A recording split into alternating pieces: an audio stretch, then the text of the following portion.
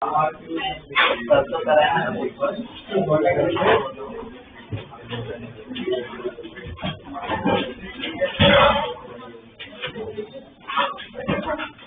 Last class में हमने वो कैलोरीमेट्री उसकी प्रैक्टिस कर ली थी, ठीक, अलग अलग कैसे क्वेश्चन देखे थे, ठीक। आज ये एक लास्ट टॉपिक अपना बाकी है चैप्टर का, वो स्टार्ट कर देते हैं, ठीक है। तो ये चैप्टर के अपना खत्म हो जाएगा और इस चैप्टर देख लो हमने काफी स्टडी किया, ठीक है। उसके बाद के चैप्टर इसमें बड़े नहीं है, हम इजीली कवर कर लेंगे, ठीक है। तो ये लास्ट टॉपिक है, हमें स्टडी करना है। लिखो topic heat transfer, heat transfer.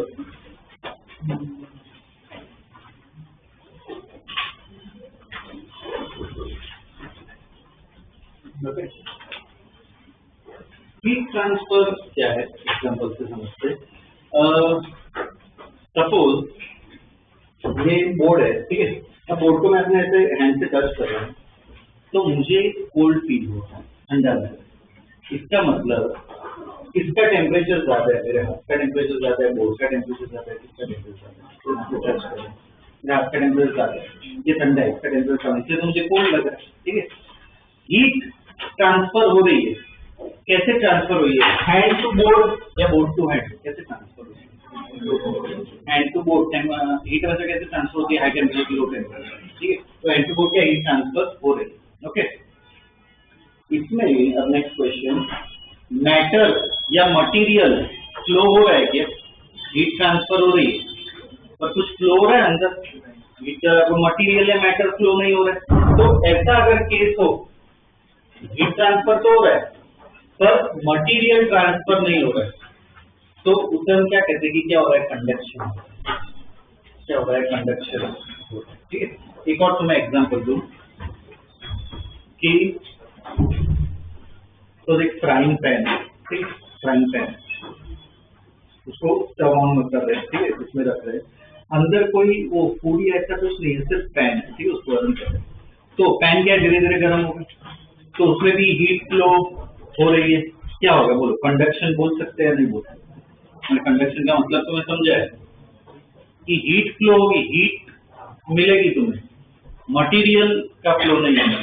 तो पैन क्या है, वैसा ही रहेगा ना, फ्लो नहीं होगा, क्या बोल सकते हो? क्या हो रहा है? कंडक्शन, ठीक है, कंडक्शन, ओके। दूसरा एग्जांपल तुम्हें दूं, तो जैसे एसी ऑन किया है, ठीक है, तो अब एसी ऑन कर रहे हैं, ठीक है, कि सब गर्मी है, एसी ऑन कर रहे हैं, मैं अपना हाथ यहाँ पे रखूँ, ठीक है, एयर फ्लो हो रही है, मैं अपना हाथ यहाँ पे रखूँ तो भी मुझे ठंडा फील होगा। तो यहाँ पे जो हैंड है वो क्या है? Cold object, sorry hot object है, जो एयर आ रही है वो क्या है? कोल्ड ऑब्जेक्ट, तो उसमें भी हीट ट्रांसफर हो रहा है, ठीक है। इसमें ये वाले केस में मटेरियल फ्लो हो रहा है क्या? ये वाले एग्जांपल की बात करें तो मटेरियल फ्लो हो रहा है ना, एयर फ्लो हो रही है ना, आपको जैसे कांटेक्ट होके क्या जा रही है, फ्लो हो रहा है। तो फ्लो हो रहा हो तो कंडक्शन वर्ड यूज नहीं करते, नया वर्ड क्या कहते हैं पता? क्या होता है? कन्वेक्शन। क्या हो रहा है? कन्वेक्शन, ठीक है। फैन ऑन कर रहे हैं, बोलो कंडक्शन या कन्वेक्शन? गर्मी लग रही है, फैन ऑन कर रहे हैं, क्या होगा? एयर ही फ्लो हो रही है ना, ठीक है, क्या होगा? Convection, convection, okay. ये सपोज कोई हॉट ड्रिंक है, टी या कॉफी कुछ है, ठीक है, और उसको हम पी रहे हैं, ठीक है, तो हम फूंक मारते हैं, ठीक है, तो क्या थोड़ा कोल्ड होता है तो हम पी सकते हैं उसे, ठीक है। और कंडक्शन या कन्वेक्शन? हीट ट्रांसफर ही कर रहे हैं, कंडक्शन या कन्वेक्शन? कन्वेक्शन, क्या होगा? कन्वेक्शन। फ्लो होता है मतलब क्या होता है? फ्लो ना हो तो क्या होता है? कन्वेक्शन, ठीक है। दूसरा तो मैं एग्जाम्पल दूं, वो अपने वो टंगस्टन बल्ब पता है क्या? वो पुराने जमाने में, अभी तो कोई यूज नहीं करता है, डेकोरेशन के अलावा टंगस्टन बल्ब कहीं पे यूज नहीं करता, बहुत इनएफिशिएंट। जैसे टंगस्टन वायर होती है, ठीक है ना, वो ग्लो करता है, कौन सा कलर होता है? येलोइश ऑरेंजिश कलर होता है, ठीक है ना, ऐसा ही कलर है, ठीक है। तो ये टंगस्टन बल्ब ऐसा मान लो अपने पास, ठीक है। अब इस बल्ब को, ठीक है, बल्ब ऑन है, इस बल्ब को टच करने तो बहुत गर्म रहेगा, ठीक है, जल जाओगे, इतना गर्म होता है वो, ठीक है। पर सपोज यहाँ पे अपना हैंड रखो तो भी मुझे गर्म लगेगा, तो भी मुझे गर्म लगेगा, कंडक्शन या कन्वेक्शन? मैं टच नहीं कर रहा हूँ, बस यहाँ पे अपना हाथ रखा है तो भी गर्म लगता है। कंडक्शन या कन्वेक्शन? कंडक्शन होगा क्या? कंडक्शन के लिए क्या चाहिए? कॉन्टेक्ट। अगर मैं टच करूँ और गर्म लगे कंडक्शन, तो क्या लग रहा है? कन्वेक्शन होना चाहिए। कन्वेक्शन कब होता है? जब यहाँ पे क्या हो? फ्लो हो। तो सपोज ऐसे ये रूम है, ठीक है, मान लो इसी रूम में हम कर रहे हैं, ठीक है, यहाँ पे ये बल्ब है और मैं ऐसे हाथ रख रहा हूँ अपना, तो इधर जो आसपास है वो फ्लो हो रही है क्या? फ्लो हो रही है। फैन ऑन करो तो फ्लो, अभी की एयर फ्लो हो रही है क्या? नहीं फ्लो हो रही है। फैन ऑन करो तो तुम बोल सकते हो कि एयर क्या बल्ब में फ्लो हो रही है। ऐसा कुछ है नहीं, मैं ऐसे हाथ रख रहा हूँ, बल्ब यहाँ पे है, तो एयर थोड़ी फ्लो हो रही है? नहीं हो रही है। तो इधर फ्लो भी नहीं है, कॉन्टेक्ट भी नहीं है, इसका मतलब क्या? कंडक्शन भी नहीं है, कन्वेक्शन भी नहीं है। तो इसमें अलग टर्म आता है, क्या हो रहा है इधर? रेडिएशन। ये क्या ट्रांसफर हो रही है? हीट ट्रांसफर हो रही है, तो किससे हो रही है? Radiation, thermal radiation. ठीक है, ये विंटर्स अपने यहाँ तो कम होता है जनरली। कैंपिंग या कोई कोल्ड जगह कैंपिंग या उससे करने जाओ तो पता है वो बॉनफायर जो होती है, ऐसे हाथ रख रहे हैं तो हमें गर्म लगता है। बताओ कंडक्शन, कन्वेक्शन, रेडिएशन क्या होता है? आग लग रही है, ठीक है, और ऐसे हाथ रख रहे हैं, ठीक है। कंडक्शन तो होगा, कॉन्टेक्ट में। कन्वेक्शन होगा क्या? कन्वेक्शन होगा, ठंडी है तो विंड तो फ्लो हो रही है, तो कन्वेक्शन नहीं होना चाहिए। जो हमें गर्म लग रहा है, जो फ्लो हो रही है वो गर्म हवा थोड़ी फ्लो हो रही है, ठंडी हवा फ्लो हो रही है ना, तो वो कन्वेक्शन का जो हमें गर्मी लग रही है वो किसकी वजह से? वो डायरेक्ट वो फायर की वजह से लग रही है, उसकी हीट की वजह से क्या हो रहा है उधर? रेडिएशन। उधर में क्या हो रहा है? Thermal radiation. सन की जो हीट हमें डायरेक्ट लगती है, धूप जो हमें लगती है, क्या है? रेडिएशन। तो तीन टाइप आती है हीट में, हीट ट्रांसफर: कंडक्शन, कन्वेक्शन और रेडिएशन। ठीक, कंडक्शन, कन्वेक्शन और रेडिएशन, ये तीन आती है। अपने सिलेबस में कंडक्शन है, हम उसको स्टडी करेंगे, आज हमें वो ही पढ़ना है, कंडक्शन। कन्वेक्शन सिर्फ आइडिया दे दूंगा मैं, कोई इक्वेशन, कोई प्रॉब्लम उस पर नहीं है, कंपटीशन में भी नहीं है। क्यों? कन्वेक्शन की जो इक्वेशन आती है ना वो काफी टफ आती है, काफी बड़ी आती है उसकी इक्वेशन, मैथ्स बहुत ज्यादा लगता है, क्योंकि उसमें फ्लूइड डायनामिक्स फ्लो है ना, तो फ्लूइड और वो सब स्टडी करना बहुत मुश्किल हो जाता है। तो कन्वेक्शन अपने सिलेबस में नहीं है। रेडिएशन है, उसके प्रॉब्लम्स आएंगे, पर एकदम बेसिक प्रॉब्लम है। तो हमें मतलब प्रैक्टिस किसकी करनी है? कंडक्शन की और कन्वेक्शन नहीं। आज स्टार्ट करेंगे कंडक्शन, ठीक है। तो हीट ट्रांसफर में है ना, पहले तो हीट का एक स्टेटमेंट लिख लो। Heat is the form of energy, heat is the form of energy in transit. Heat is the form of energy in the transit. It is the form of energy in the transit. ठीक है। अब आज conduction के बारे में पढ़ना है, ठीक है। स्पेशली को कंडक्शन, उसके बारे में स्टडी करते हैं। कंडक्शन,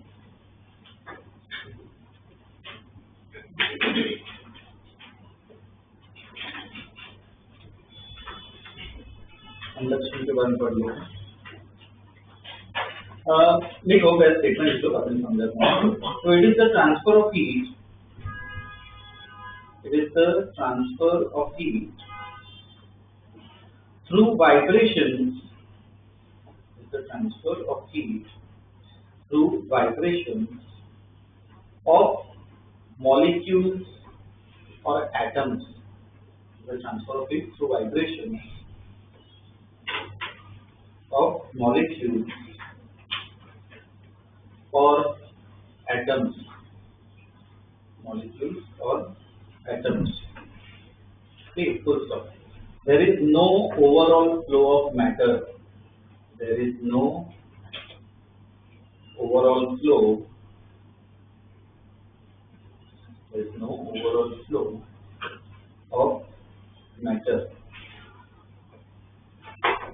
ये वाइब्रेशन का मतलब समझे, ठीक। सपोज मान लो ये मेटल रॉड है, ठीक है। इस मेटल रॉड को मैं हीट कर रहा हूँ, तो शुरुआत में ये पार्ट गर्म होगा, तुरंत थोड़ी मुझे यहाँ से मैं होल्ड कर रहा हूँ, ये पूरा मेटल का है, ठीक। मान लो स्पून है, स्पून मेटल की स्पून, ये पार्ट में हीट कर रहा हूँ, ये पार्ट तो फटाफट गर्म हो जाएगा, पर तुरंत मैं पकड़ रहा हूँ तो तुरंत गर्म नहीं लगेगा, 10-15 सेकंड बाद मुझे गर्म लगेगा। क्या मतलब हीट ऐसे जा रही है तब मेरे हाथों में आएगी, ठीक है। तो क्या होता है, ये जो हमें दिख रहा है, जो हॉट और कोल्ड का जो सेंसेशन है ना, वो ह्यूमन सेंसेशन है। तो एवोल्यूशन से हमें पता चलता है कि हाँ ये चीज गर्म है, ये चीज क्या है, कोल्ड। वो स्किन भी क्या अपनी बॉडी का एक ऑर्गन है, तो भी क्या है, वो सेंस कर सकता है टेम्परेचर, जब हमें गर्म लग रहा है या ठंडा लग रहा है, ठीक है। पर अगर हम ये मॉलिक्यूलर पॉइंट ऑफ व्यू से देखें, एटॉमिक पॉइंट ऑफ व्यू से देखिए, तो हीट जैसी कोई कंसेप्ट नहीं होता। Heat is what, energy. तो यहाँ पे इसके अंदर अगर झांक के देखो तो क्या है, एटम स्ट्रक्चर होता है। एटम जो एनर्जी दे रहे हो, मतलब एटम क्या कर रहे हैं, वाइब्रेट कर रहे हैं। मैं हीट दूं, वाइब्रेशन बढ़ना चाहिए या कम होना चाहिए, क्या होगा, बढ़ेगा, ठीक है। वाइब्रेशन क्या होता है, बढ़ता है। अब क्या लगता है, यहाँ पे वाइब्रेशन बढ़ रहे हैं, वाइब्रेशन इधर ही रहते हैं, वाइब्रेशन ट्रांसफर होते हैं। तुम्हें पता होगा फोन का सबसे अच्छा एग्जाम्पल है फोन। हम जेब में फोन रखते हैं तो वाइब्रेशन हमें फील होता है ना, ठीक है। डेस्क पे रखा है फोन तो दूसरे लोगों को भी पता चलेगा भाई फोन क्या है, वाइब्रेट हो रहा है। वाइब्रेशन क्या होते हैं, ट्रांसफर होते हैं। तो यहाँ पे जो वाइब्रेशन है वो यहाँ पे नहीं रहेंगे, क्या होंगे, हर जगह ट्रांसफर होंगे। वाइब्रेशन ट्रांसफर हो रहे यहाँ पे हो रहे हैं, इधर आए तब वो मेरे हाथों में ट्रांसफर हुए और मुझे वो किसका सेंसेशन मिला, हॉटनेस, कि भाई ये चीज क्या है, ज्यादा बोल रही है, ठीक है। तो बेसिकली क्या होता है, मॉलिक्यूलर लेवल पे क्या है, वाइब्रेशन, किसमें, कंडक्शन, ठीक है, कंडक्शन। वाइब्रेशन ट्रांसफर हो रहा है, मटेरियल ट्रांसफर हो रहा है कि नहीं हो रहा है, ठीक है। तो उसके दूसरा स्टेटमेंट भी लिखा है, there is no overall flow of matter, ठीक है ना, वो फ्लो नहीं होता है, ओके। अब 3 फेज है, सॉलिड लिक्विड क्या है, सबसे अच्छा कंडक्शन किसमें होता है, अच्छी तरह कंडक्शन, मतलब अच्छी तरह कंडक्शन, अच्छी तरह वाइब्रेशन ट्रांसफर होने किसमें, ऑब्वियसली सॉलिड में। लिक्विड में होता है कि नहीं, लिक्विड में भी होता है, लिक्विड में भी होता है, ठीक है।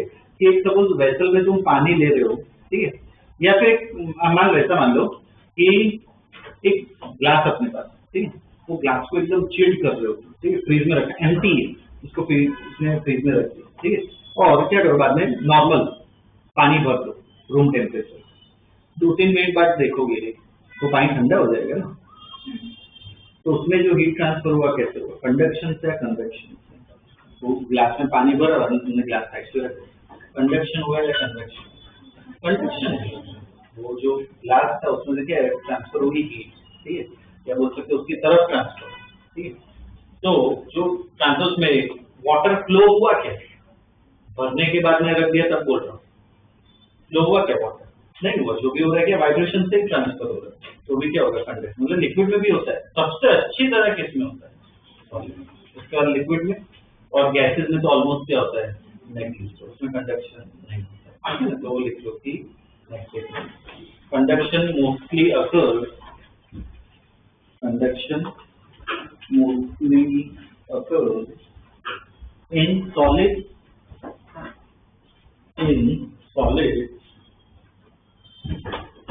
and static liquid, in solid and static liquid.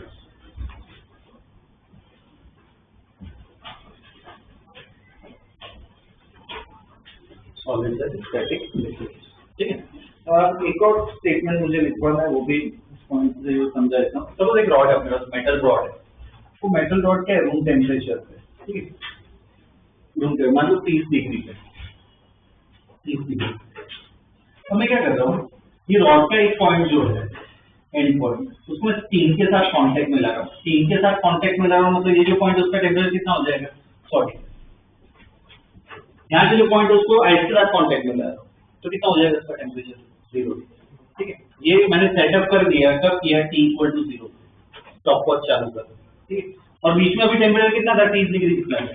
अब मैं 10 सेकंड बाद, 15 सेकंड बाद, 1-2 मिनट बाद में देखूँ, ये 30 डिग्री ही रहेगा क्या,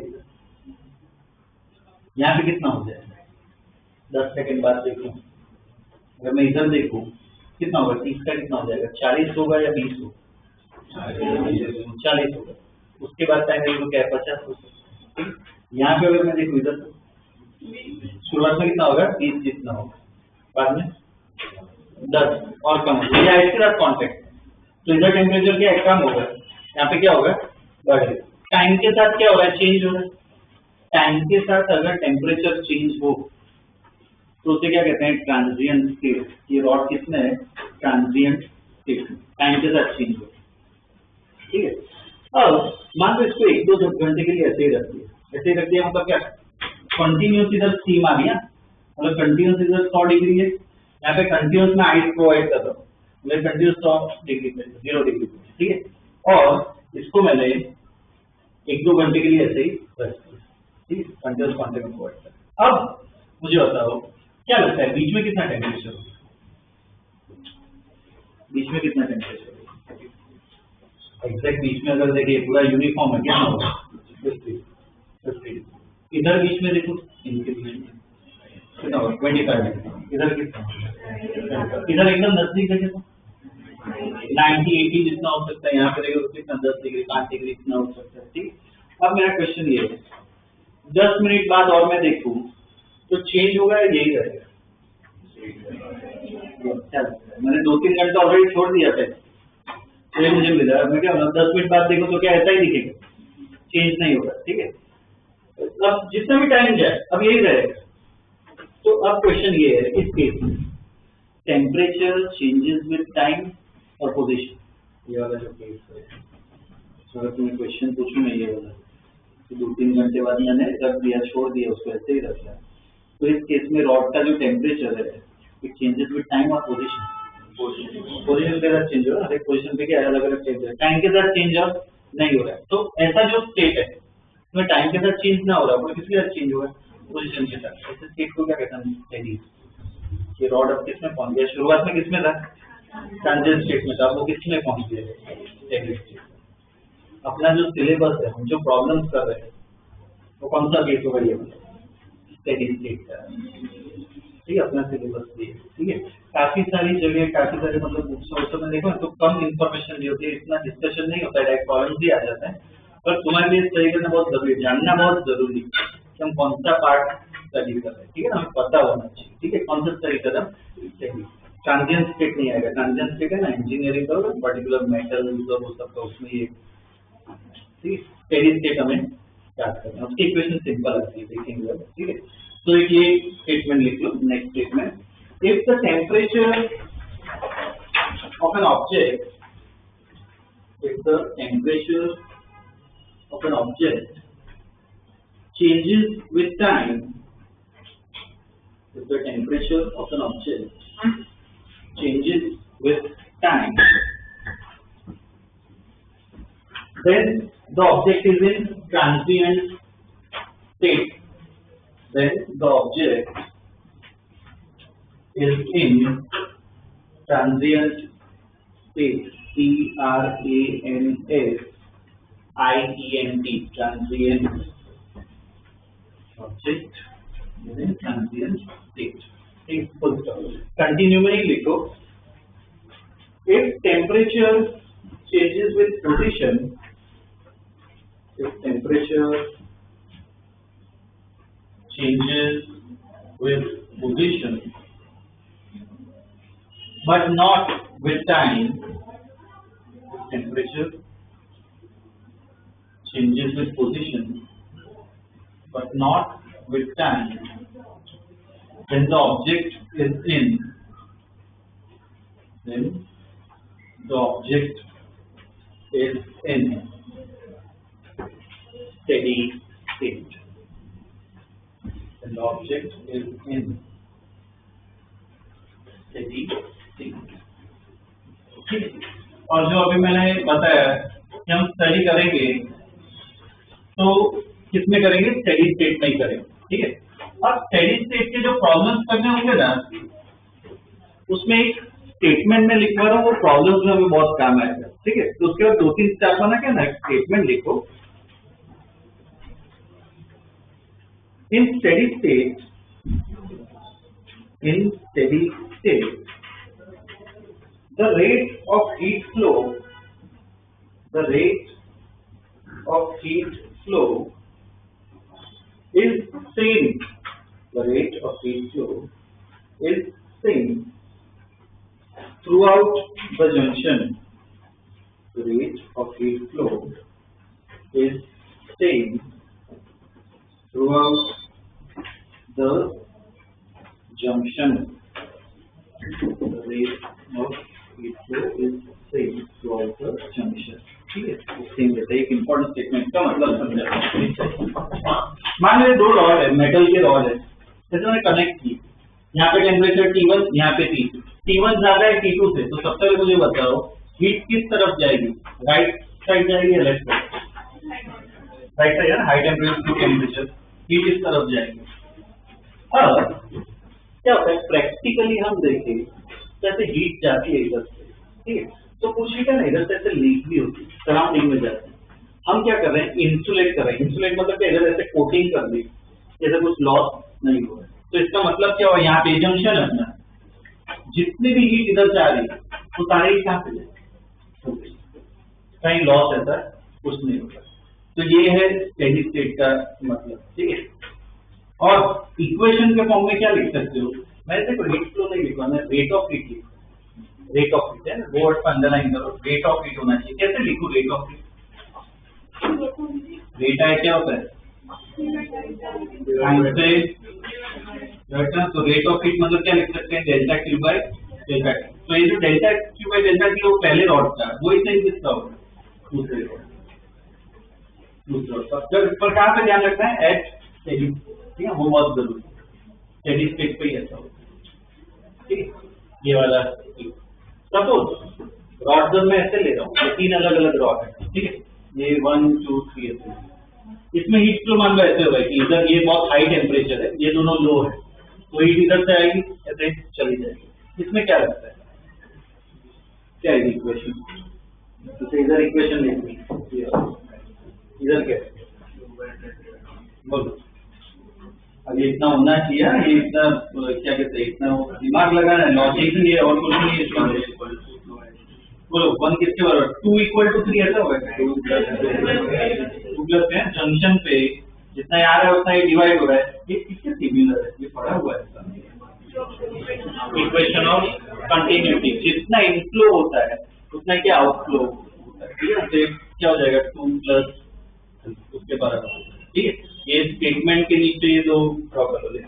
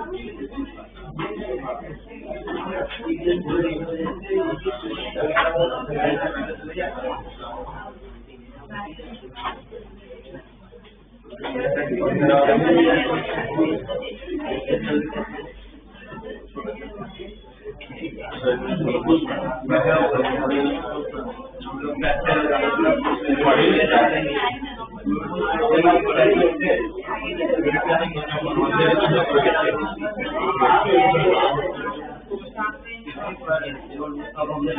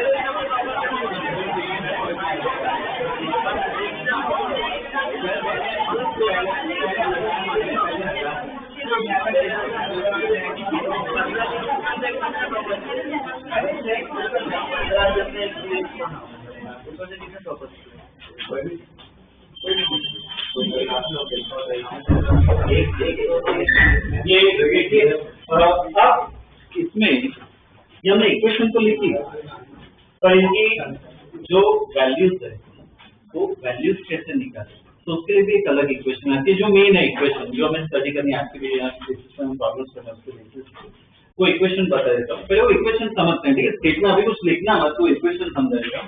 मान लो कि अपने पास एक रॉड है, मेटल का रॉड पड़ा हुआ है, ठीक है। इस साइड पे टेम्परेचर में T1 दे रहा हूँ, यहाँ पे T2 दे रहा हूँ, ठीक है। T1 अभी ज्यादा है, T1 is greater than T2। इसका मतलब क्या है, हीट क्या इस तरफ फ्लो होगी, हीट ऐसे फ्लो होगी, ठीक है। इसकी लेंथ L ले लेते हैं, और हीट क्या इधर पूरे एरिया से जा रही है ना, इसका जो क्रॉस सेक्शन एरिया है वो A ले लेते हैं, ठीक। अब मुझे यहाँ पे क्या फाइंड करना है कि कितनी हीट फ्लो हो रही है हर सेकेंड। हर सेकेंड है मतलब कौन सा टर्म यूज होता है, रेट। मुझे ये जानना है, सिर्फ हीट नहीं जानना है, टाइम के साथ कैसे फ्लो हो रहा है। तो जो रेट है, रेट ऑफ हीट, वो किस किस पे डिपेंड करता है, पहले तो समझते हैं, मतलब प्रोपोर्शनलिटी। अगर मैं एरिया बढ़ाऊं, इसको बड़ा कर दूं, तो और अच्छी तरह फ्लो हो पाएगी, वाइब्रेशन और मुझे मिलेंगे। तो एरिया को क्या आना चाहिए ऊपर, टेम्परेचर डिफरेंस। देखो चलो क्वेश्चन पूछता हूँ, यहाँ पे मान लो 100 डिग्री है, यहाँ पे भी 100 डिग्री है, फ्लो भी जाएगी। इधर 100 डिग्री और इधर 0 डिग्री, अब फ्लो 100 और 100 हो, कोई फ्लो नहीं होगा। मतलब टेम्परेचर देखें, टेम्परेचर डिफरेंस 500 और 0 करो तो और अच्छी तरह होगा। तो डेल्टा टी भी कहाँ पे ऊपर आना चाहिए, ठीक। लेंथ बड़ी करो, इसको और बड़ी कर। मान लो स्पून का जो मैंने एग्जांपल दिया था कि यहाँ पे गरम करो तो थोड़े टाइम बाद मुझे मिलेगा। मान लो कि बहुत बड़ी स्पून, ठीक, बहुत बड़ी स्पून है, सर विजुअलाइज बोलो क्या हो, इतना इफेक्टिव फ्लो होगा। तो लेंथ बड़ा है तो फ्लो बढ़ता है कम होता है, तो कहाँ पे लेंथ इनवर्सली प्रोपोर्शनल, ठीक है। इक्वालिटी डालते हैं तो क्या कांस्टेंट आना चाहिए, यहाँ पे जो कांस्टेंट होता है वो स्मॉल के से डिनोट करते हैं। इसके बारे में पढ़ते हैं हम स्मॉल के बारे में अच्छी तरह समझाता हूँ क्या है वो, ठीक है। ये अपनी मेन इक्वेशन, ये इक्वेशन इसको हमें स्टडी करना है, ठीक है। प्रॉब्लम जो भी आएंगे नेक्स्ट टाइम एक ही इक्वेशन है कंडक्शन। कंपेरेटिव पार्ट में थोड़ा अलग आता है, वो मैं नेक्स्ट क्लास में बताऊंगा। तो आज के लेक्चर के लिए इक्वेशन, ठीक है। अब इसका पहले स्टेटमेंट लिखना पड़ेगा, जो एक्स्ट्रा हैं उनको तो बात आ जाना चाहिए। बोलो क्या लिखेंगे?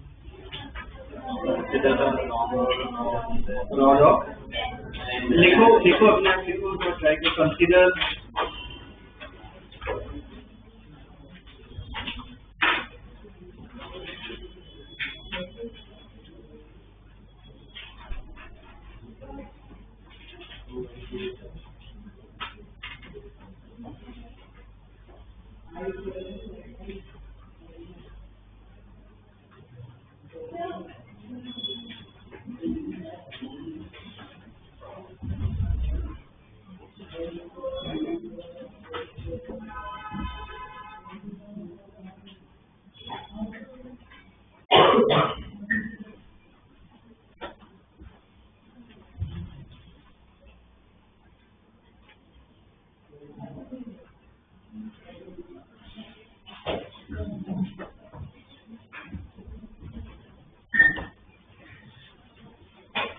देखिए आगे consider rod of length L. बाद में देखो एरिया ए लिखा है, गलत नहीं पर बेटर क्या है, क्रॉस सेक्शन एरिया ए और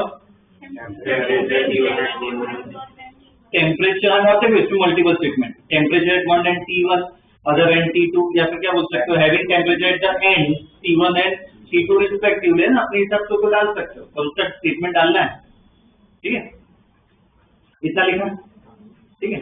और कुछ ऐड ना किया हो तो चलेगा, ठीक है। बाकी वो भी टर्म डाल सकते हो, क्या rate of heat transfer is delta Q by delta T, rate of heat transfer, ठीक है। ना डाला हो तो डायग्राम के आसपास कहीं पे भी लिख सकते हो, ठीक है। Rate of heat transfer, rate of heat transfer is delta Q by delta T, ठीक है। बाद में लिख सकते हो।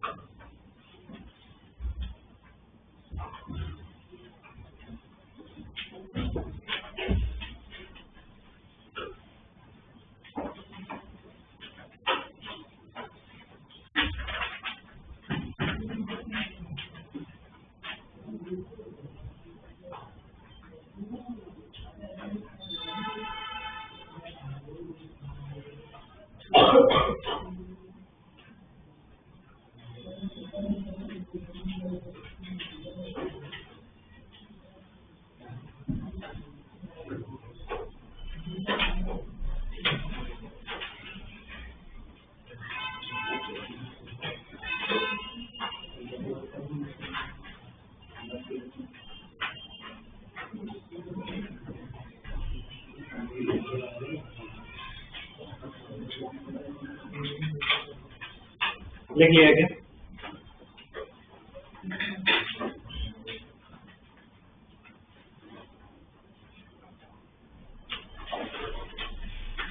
इसमें ना हर एक का मीनिंग पता होना चाहिए। देखिए सब इक्वेशन डेल्टा क्यू और डेल्टा टी अलग नहीं है इधर, डेल्टा क्यू और डेल्टा टी एक ही चीज है। क्या कहते हैं उससे, रेट ऑफ हीट फ्लो, ठीक है, वो पूरा एक ही। ये डेल्टा टी भी क्या है, टेम्परेचर डिफरेंस, डेल्टा टी क्या है, टेम्परेचर डिफरेंस। ए जो है, अब देखो ए का मीनिंग है ना पता होना चाहिए हमें। ए का मतलब क्या होता है, एरिया होता है, पर कौन सा area.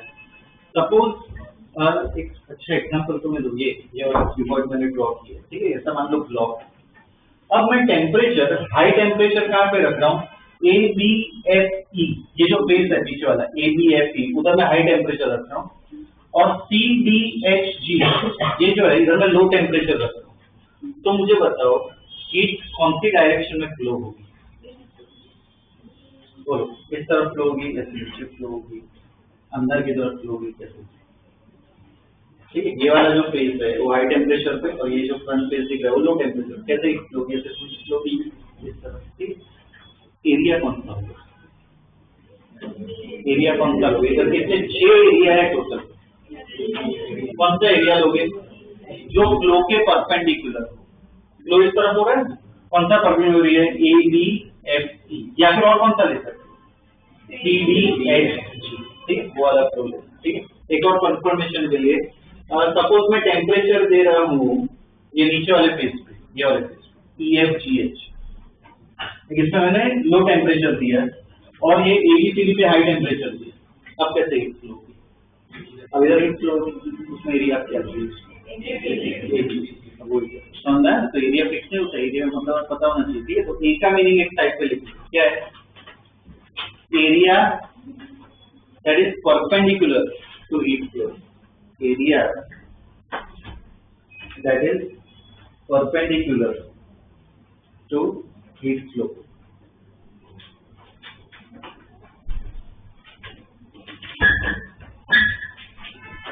Area perpendicular to heat, ठीक है। और ये L का मतलब इधर दिख रहा है कि भाई L लेंथ है, लेंथ और हीट फ्लो की डायरेक्शन देना,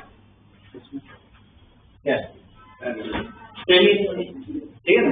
तो लेंथ का मतलब कौन सी लेंथ लेनी है, जो पैरेलल फ्लो की, ठीक है। तो वो लिख लो, L का मीनिंग भी लिख लो, length that is parallel to heat flow, length that is parallel to heat,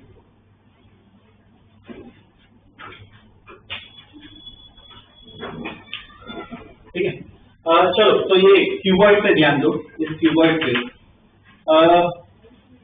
temperature में कहाँ पे दे रहा हूँ, ए डी एफ ई, इधर टेम्परेचर दिया हाई टेम्परेचर, और सी डी एच जी इधर लो टेम्परेचर दिया, कैसा फ्लो होने वाला है, इस तरफ फ्लो होने वाला है, ठीक, लेंथ क्या,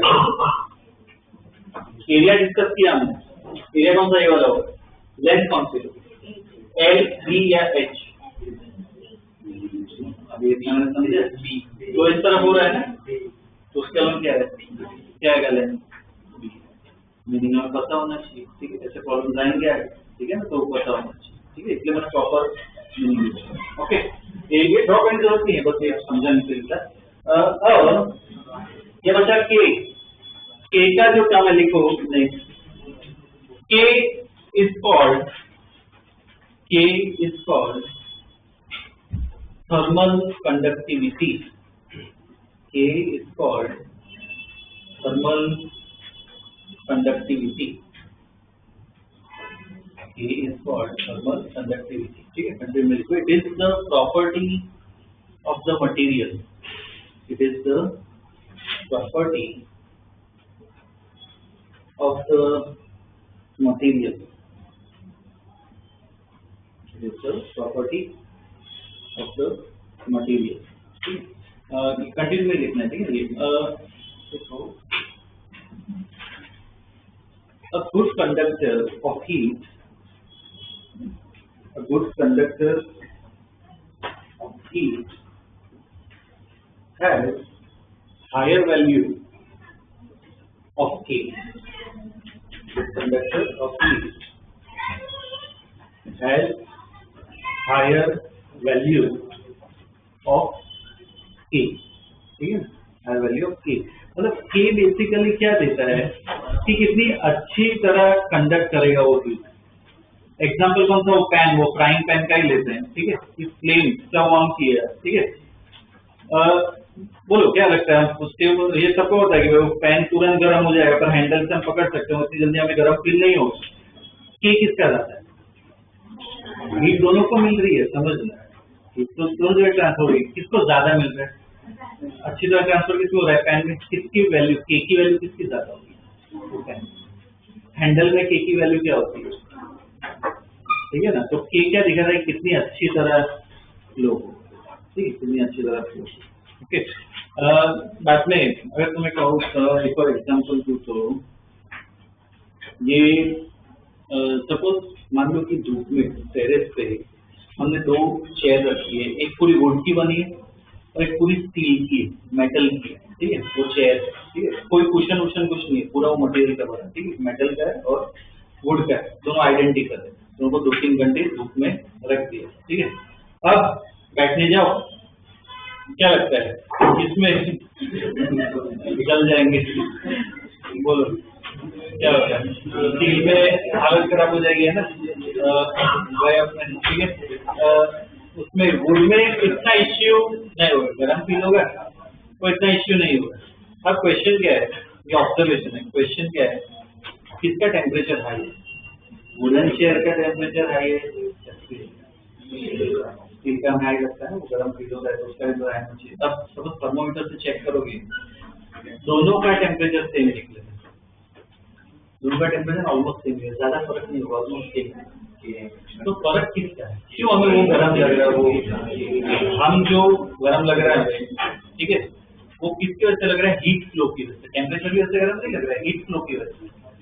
स्टील है तो क्या अच्छी तरह फ्लो हो पाएगा, स्टील का केस ज्यादा है इसलिए हमें वो ज्यादा गर्म लगता है, वुड का केस क्या है कम।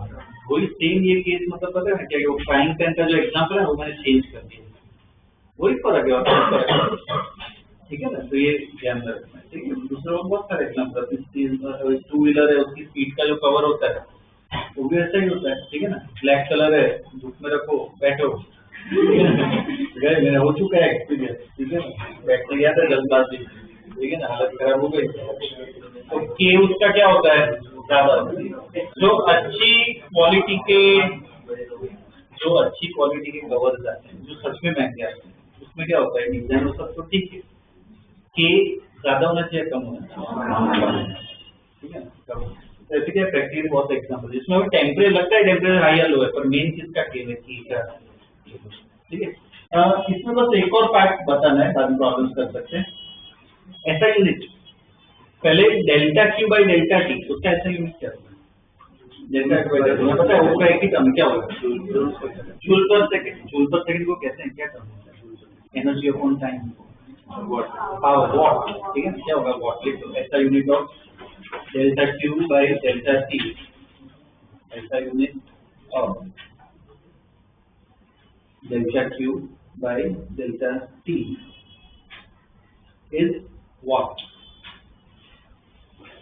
WA कैपिटल W से उसका सिंबल। ओके, रफ में करना हो तो रफ में करो, मुझे ना के का यूनिट लिख के दो, ये के का कंडक्टिविटी का क्या होगा यूनिट,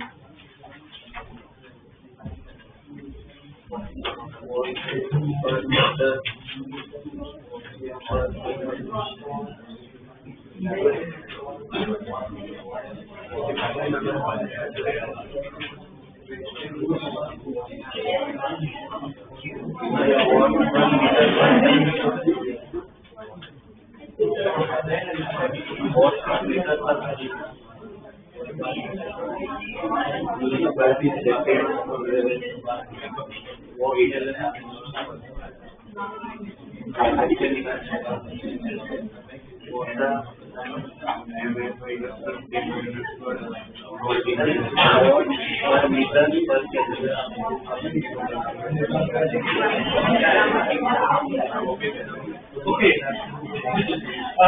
ऐसा यूनिट ध्यान दो यहाँ पे, इसका क्या होगा वॉट। अब देखो मीटर स्क्वायर और मीटर, तो इधर क्या बचा मीटर, इसका तो मीटर और केल्विन क्या नीचे आना पड़ेगा, तो क्या हो जाएगा वॉट मीटर इक्वल केल्विन। ठीक है ना, ये ऐसा यूनिट।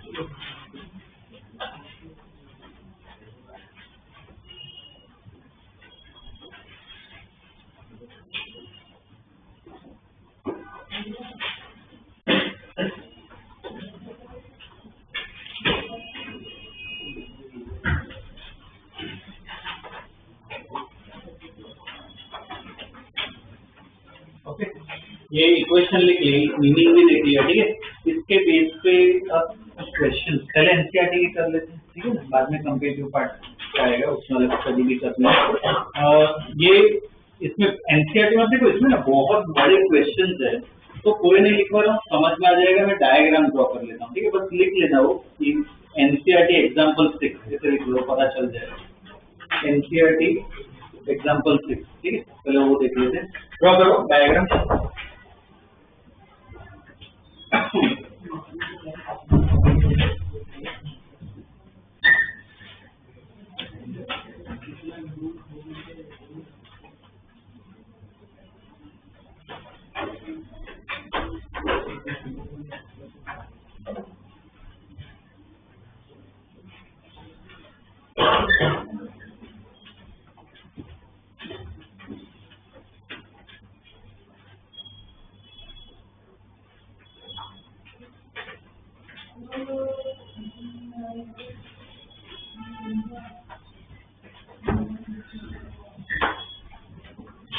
चलिए ड्रॉ क्वेश्चन लिखो इसके नीचे।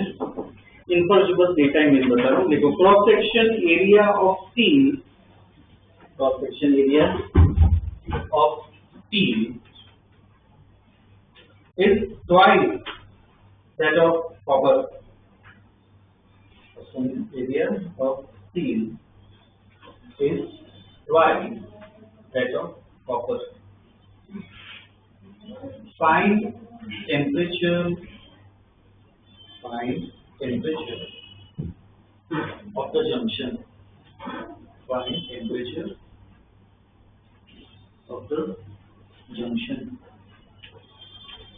इसमें वैल्यू दे रखी है, के की वैल्यू दे रखी है, तो के ऑफ स्टील, स्टील में वैल्यू दे रखी है के की 50.2 watt per meter Kelvin, ठीक है, 50.2 watt per meter Kelvin, ठीक है। और के ऑफ कॉपर वो भी दे रखा है 385 watt per meter Kelvin, ठीक है, इतना ये इंफॉर्मेशन दे रखा है। ओके, जंक्शन का टेम्परेचर फाइंड करना है, क्या यहाँ पे टेम्परेचर फाइंड करना है, तो सपोज T लिख लेते हैं, ठीक है।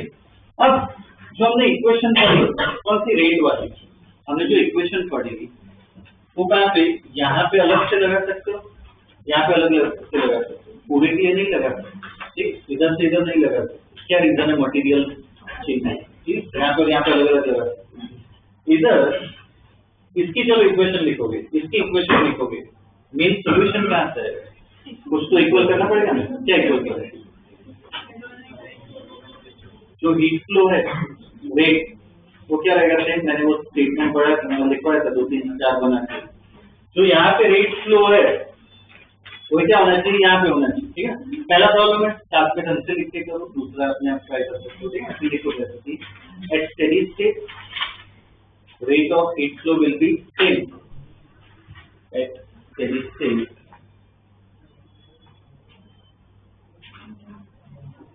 steady state rate of heat flow will be same.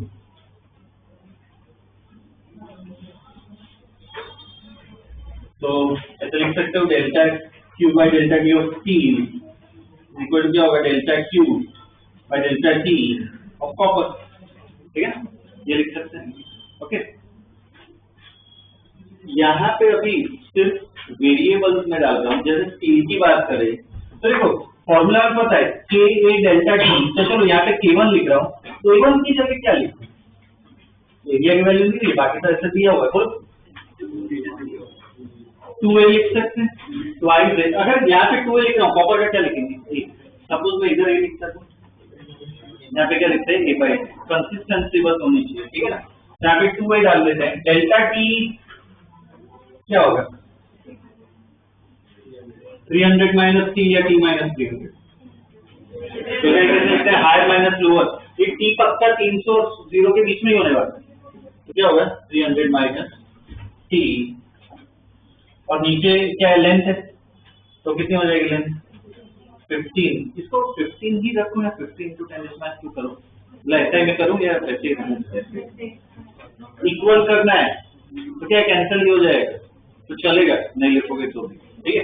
Equal to, अब देखो सेम इसका लिखो, कॉपर का वैल्यूज से प्रॉपर है सब्स्टिट्यूट कर दो, ठीक, वैल्यूज से सब्स्टिट्यूट कर दो, आंसर मैं दे दूं, ठीक है, कैलकुलेशन में टाइम नहीं लगेगा, आंसर मैं दे दूं, बस वैल्यूज से सब्स्टिट्यूट कर दो।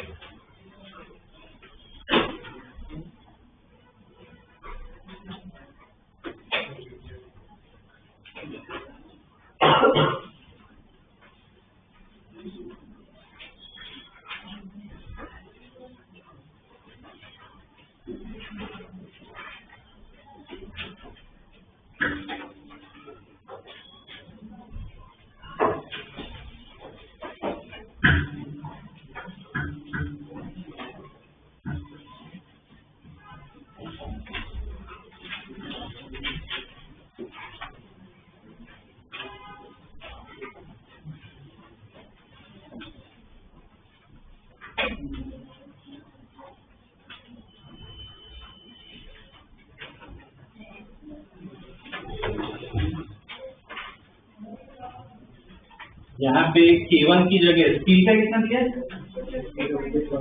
50.2 इंटू, ठीक है ना, ये देखिए K2 कितना दिया 385 इंटू उसका एरिया क्या लिखेंगे, एक उसका डेल्टा टी बताओ कॉपर के लिए T माइनस 0, ठीक है, T माइनस 0 अपॉन उसकी लेंथ कितनी है 10, ठीक।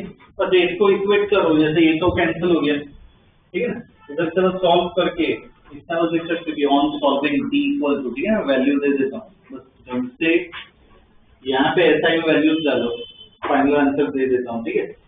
यहाँ पे आएगा t equal to 44.43 degree Celsius, ये टेम्परेचर आएगा 44.43 डिग्री सेल्सियस।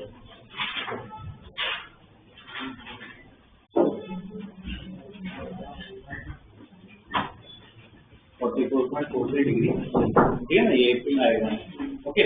वैसा ही क्वेश्चन एक और करते हैं, ठीक है, ये ड्रॉ करो नेक्स्ट क्वेश्चन।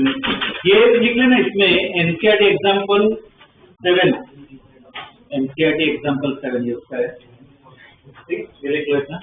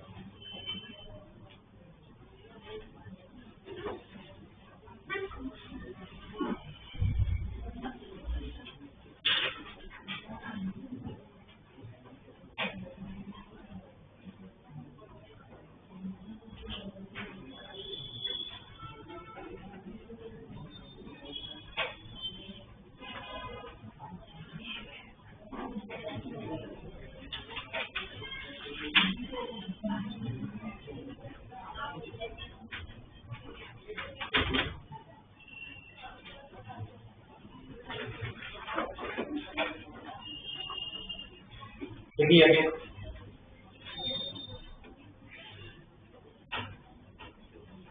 क्वेश्चन लिख लो, उसमें दो पार्ट है, पहले वो लिखो, पहले पार्ट में लिखो find temperature of the junction, find temperature of the junction, और दूसरे पार्ट में लिखो find heat current, find heat current, find heat current, ठीक है, दो पार्ट में। पहला पार्ट अपने आप करो, क्वेश्चन ढंग से इक्वेशन देखो, वैल्यू प्रॉपर्ली डाल के छोड़ दो, आंसर में नहीं, ठीक, करो।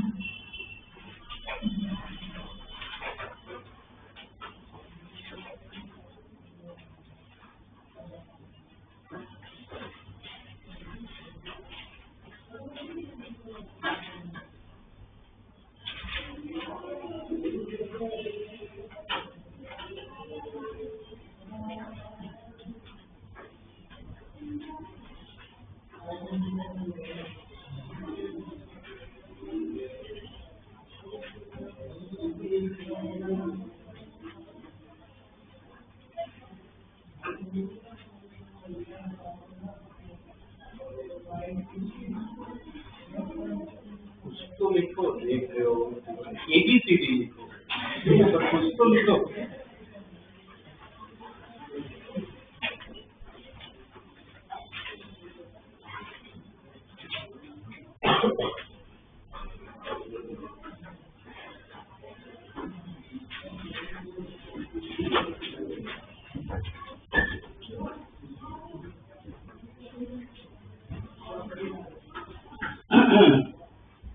इक्वेशन लिखो मेन, जब इसमें भी सेम कंसेप्ट है, जो आयन से पास होगी हीट वो किससे होगी, प्राप्त से होगी,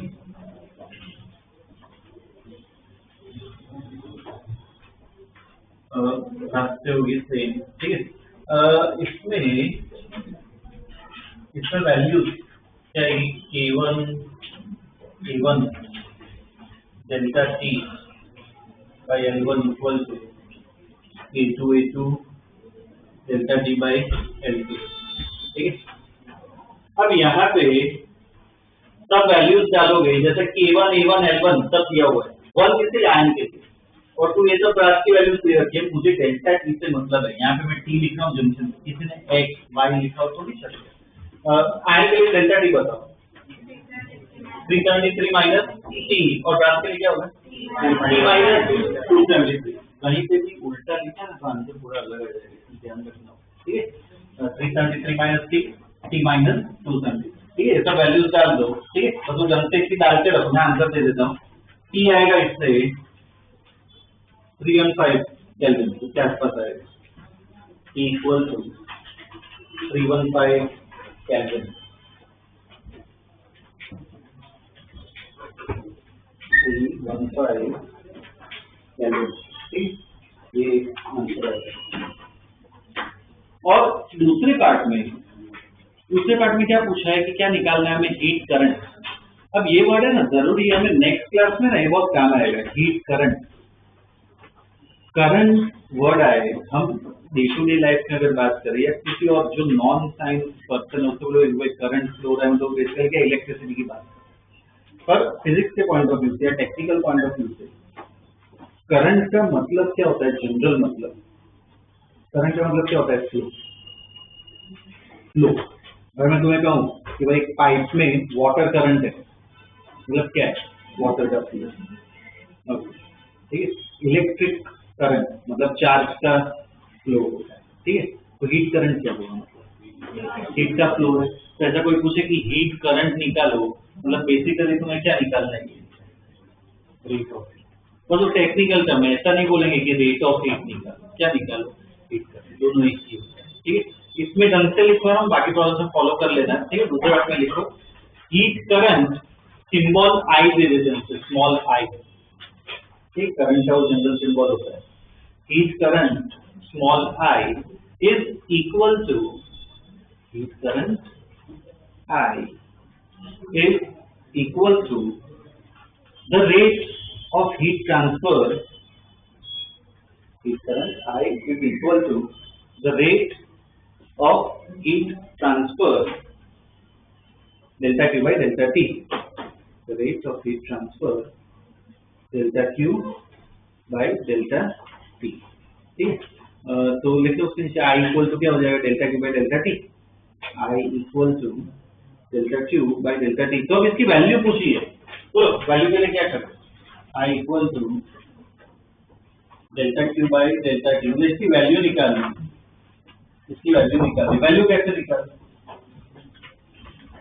क्या करें, इक्वेशन वापस अप्लाई करो, पर किसके लिए, आयन के करोगे, ब्रास के लिए करोगे, या किसी के भी कर सकते हो, कोई भी कर सकते हो। आयन का निकालो अलग से या ब्रास का निकालो, एक ही आंसर आएगा, क्यों सेम आएगा, प्रॉपर वर्ड यूज करो, स्टेडी स्टेट, तो दोनों के लिए सेम नहीं आएगा, ठीक है। तो जिसको आयन का लिखना है आयन की वैल्यूज डालो, जिसको ब्रास का चाहिए ब्रास की वैल्यूज डालो, बस वैल्यूज सही डालना, आंसर मैं दे दूंगा, ठीक है। सिर्फ आयन की वैल्यूज डालो या सिर्फ ब्रास की वैल्यूज डालो, ठीक है। फॉर्मूला में आंसर मैं दे देता हूँ,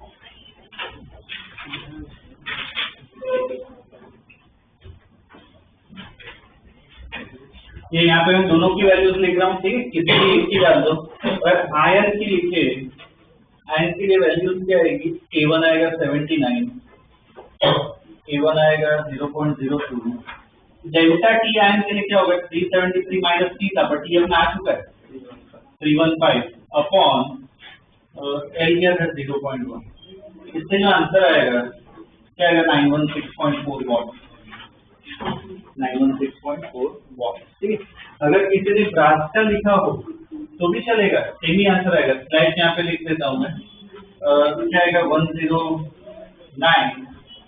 और कर देते हैं 0.02, ये कितना हो जाएगा 315 माइनस 270 अपॉन 0.1, दोनों में कर यही आंसर आएगा 916.4, तो कोई भी एक करना है, ठीक है, सेम ही आंसर आएगा। ठीक है ना, रीजन क्या है,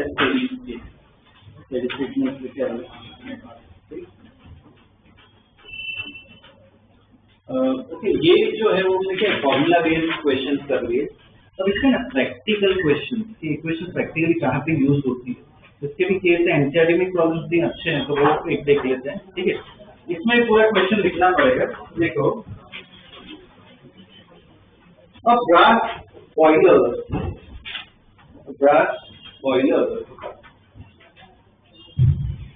of base area, a brass boiler of base area 0.15 meter square, 0.15 meter square, and thickness 1 centimeter, and thickness 1 centimeter. Boiled water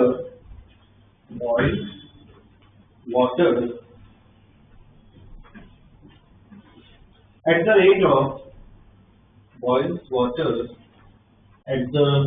rate of 6 kg per minute, 6 kg per minute. ठीक, 30 में लिखो 6 kg per minute when placed on gas stove, when placed on gas stove. Full stop. Find temperature of the part. Find temperature of the part of base.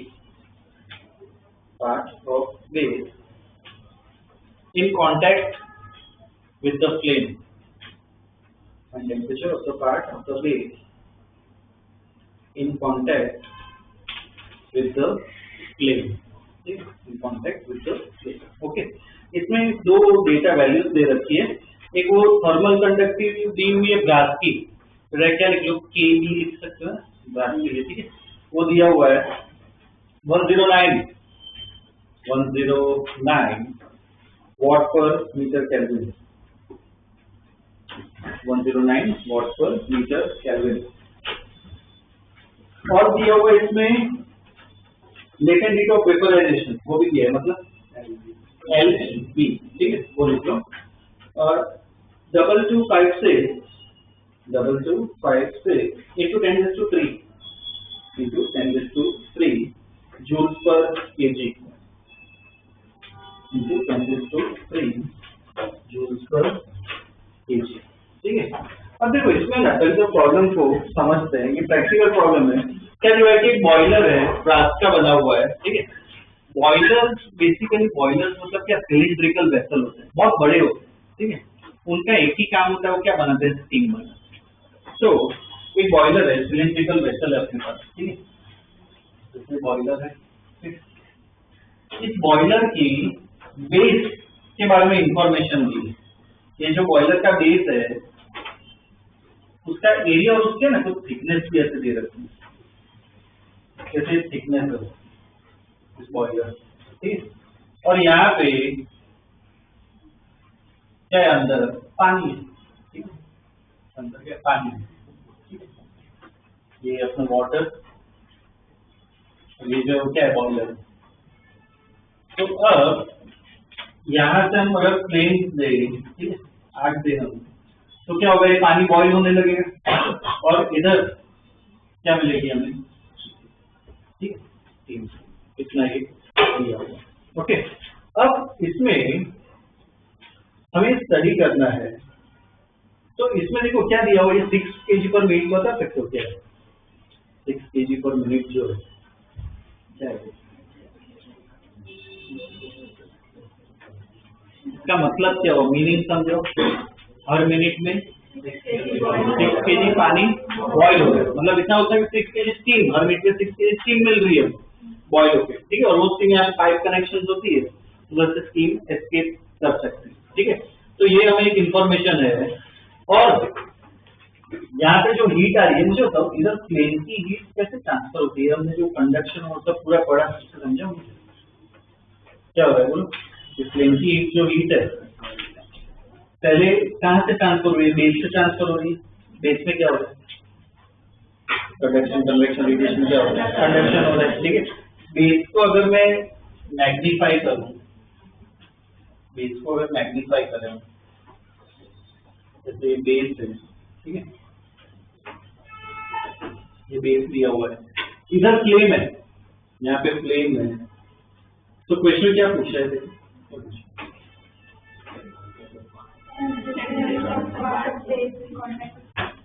Flame के साथ जो contact में ये जो base है नीचे वाला, उसका ही टेम्परेचर पूछा है। तो क्या ले लेता है, कुछ चीज है, एक टेम्परेचर में पता होना चाहिए। ये ऊपर वाले का टेम्परेचर पता है कितना होगा? 100 पानी बॉईल हो रहा है, पूरा पानी किसके साथ पे होना चाहिए? कितना होगा? 100 डिग्री होगा।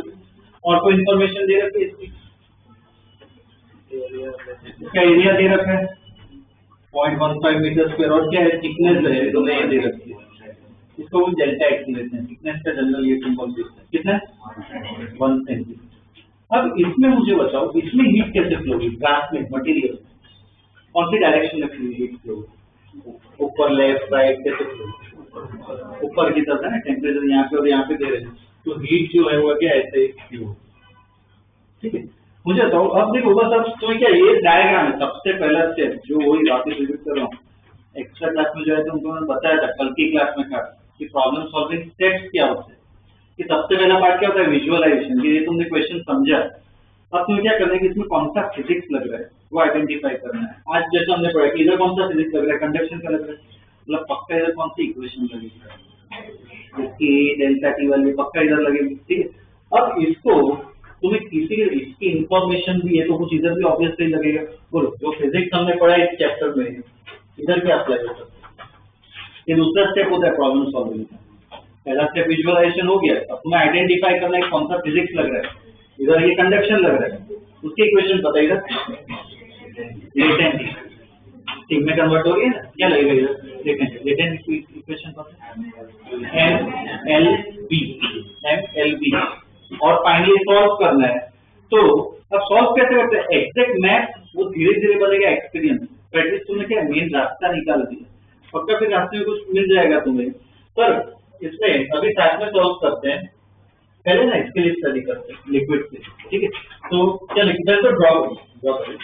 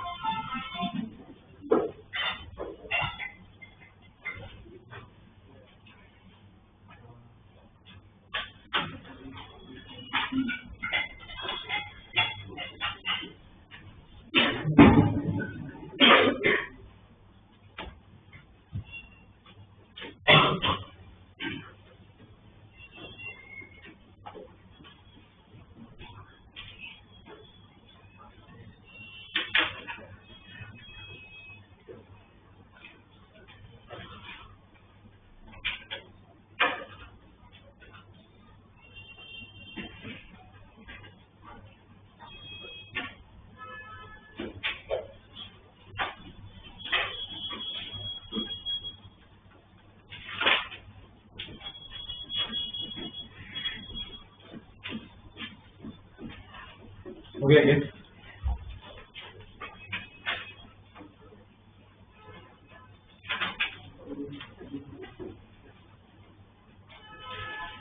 ओके, अब इसमें ये लिखो, पहले वाटर के लिए लिखते हैं, ठीक है ना? उसके लिए कौन सी वो लेटेंट हीट वाली इक्वेशन है, देखो लेटेंट हीट ऑफ वाटर,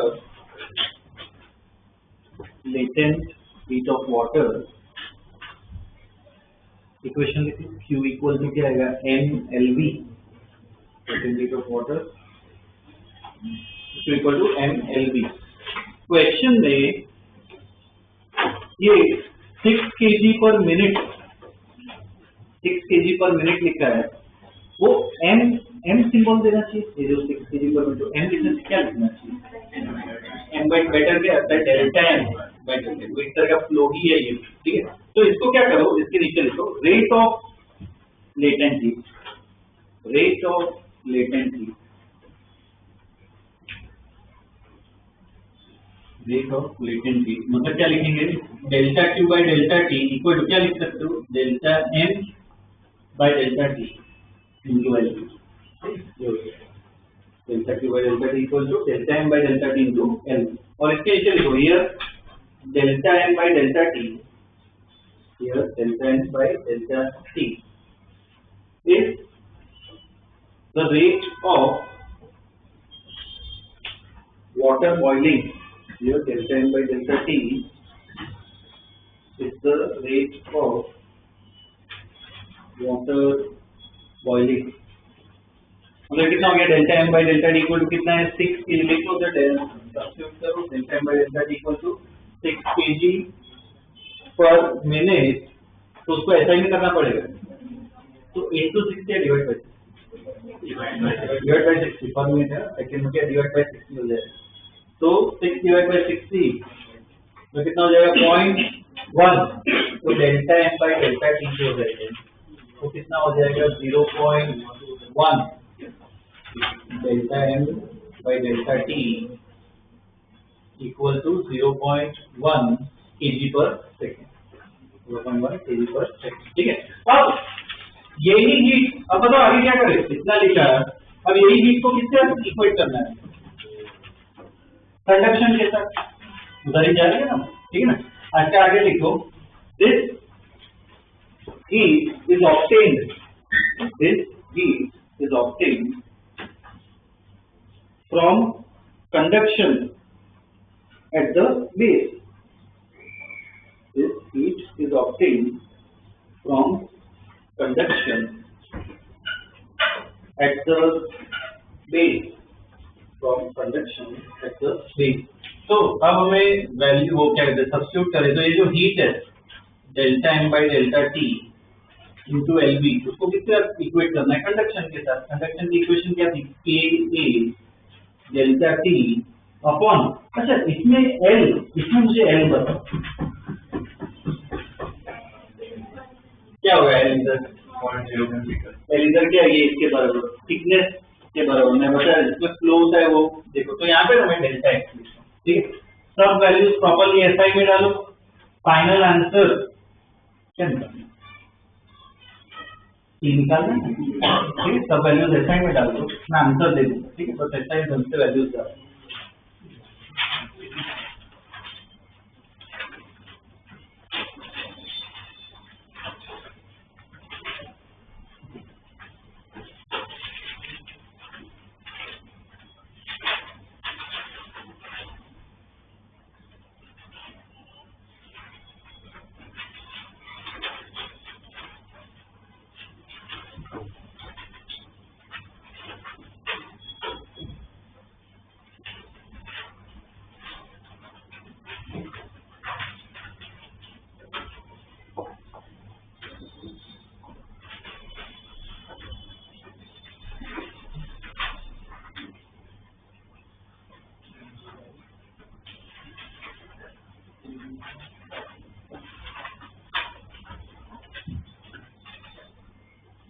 ये delta M by delta T जो है ये कितना डालेंगे, 0.1, LBD रखा है 2256 इंटू 10⁻3, ये कितना दिया हुआ है 109, एरिया तो पता है 0.15, डेल्टा टी बोलो क्या लिखेंगे? T माइनस 100, T ज्यादा होगा ठीक है, नीचे वो कांटेक्ट में फ्लेम के साथ उसका टेम्परेचर ज्यादा होगा, T minus 100 upon delta x कितना 1 सेंटीमीटर मतलब 0.0, ठीक, ये वैल्यूज हो जाता है तो वैल्यूज ढंग से डालो, ठीक है। तो इधर सॉल्व करोगे तो T की वैल्यू आएगी अराउंड 238 डिग्री सेल्सियस, ये अपना आंसर है 238 डिग्री सेल्सियस।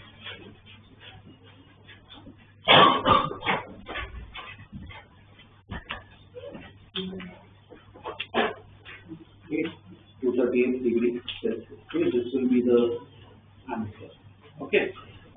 इसमें बस एक क्वेश्चन मैं पूछ रहा हूँ, ये 238 जो आया, ये जो नीचे वाला पार्ट है कॉन्टेक्ट में जो है उसका टेम्परेचर है, यही टेम्परेचर बोल सकता है आपका फ्लेम का होगा? अगर ऐसा क्वेश्चन में डाल कैलकुलेट नहीं करो, बस कितना बताना है येस और नो में बोलो क्या कितना टेम्परेचर फ्लेम का होगा? फ्लेम का उतना फ्लेम का और ज्यादा होगा, क्या रीजन है? फ्लेम का टेम्परेचर ये क्या है, एक तरह की आग है, ये अलग स्पेस है, पूरा अलग चीज है, वो डायरेक्ट थोड़ी अपनी पूरी इधर देगा, ठीक है। तो कभी भी वो फ्लेम का टेम्परेचर इसका ऑब्जेक्ट का सेम नहीं है, ठीक है। सपोज बहुत टाइम देगा तो शायद उतने टाइम बाद वो पूरा ट्रांसफर हो सकता है, ठीक है, ताकि फ्लेम का टेम्परेचर काफी हाई हो, ठीक है। ये एनसीईआरटी लेवल का अपना खत्म हो गया, नेक्स्ट क्लास में कम्पिटिटिव लेवल का क्वेश्चन आते हैं अलग, ठीक है ना, वो देखना, ओके।